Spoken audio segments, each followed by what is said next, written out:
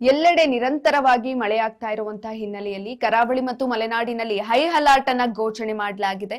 ಕೊಡಗು ಜಿಲ್ಲೆಯಲ್ಲಿ red alert ಅನ್ನ ಘೋಷಣೆ ಮಾಡಲಾಗಿದೆ.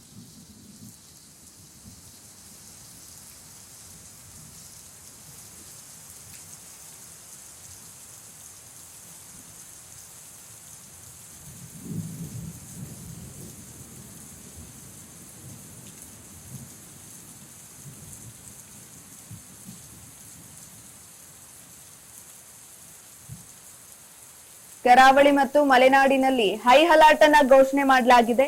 ವರುಣಾರ್ಭಿಟ ಜೋರಾಗಿರುವ ಹಿನ್ನೆಲೆಯಲ್ಲಿ ಕೊಡಗು ಜಿಲ್ಲೆಗೆ ರೆಡ್ ಅಲರ್ಟ್ ಅನ್ನ ಕೂಡ ಘೋಷಣೆ ಮಾಡಿರುವಂತದ್ದು.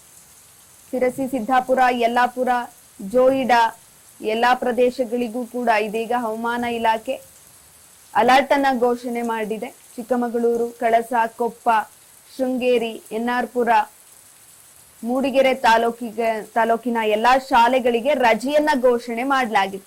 ಅಂತ ಅಂದ್ರೆ ಹೆಚ್ಚಿನ ಮಳೆ ಆಗ್ತಿರುವಂತಹ ಹಿನ್ನೆಲೆಯಲ್ಲಿ ಶಾಲಾ ಕಾಲೇಜುಗಳಿಗೂ ಕೂಡ ಜಿಲ್ಲಾಡಳಿತ ರಜೆಯನ್ನ ಘೋಷಣೆ ಮಾಡುತ್ತಾ ಇದೆ, ಕ್ರಮವನ್ನ ತೆಗೆದುಕೊಳ್ತಾ ಇದೆ.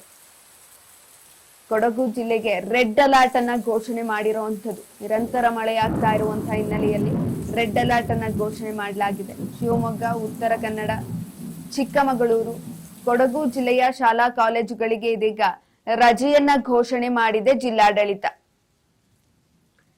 ಇನ್ನು ಶಿರಸಿ, ಸಿದ್ದಾಪುರ, ಯಲ್ಲಾಪುರ, ಜೋಯಿಡಾ, ಚಿಕ್ಕಮಗಳೂರು, ಕಳಸ, ಕೊಪ್ಪ, ಶೃಂಗೇರಿ, ಮೂಡಿಗೆರೆ ತಾಲೂಕಿನಲ್ಲೂ ಕೂಡ ಶಾಲೆಗಳಿಗೆ ರಜೆಯನ್ನ ಘೋಷಣೆ ಮಾಡಲಾಗಿದೆ.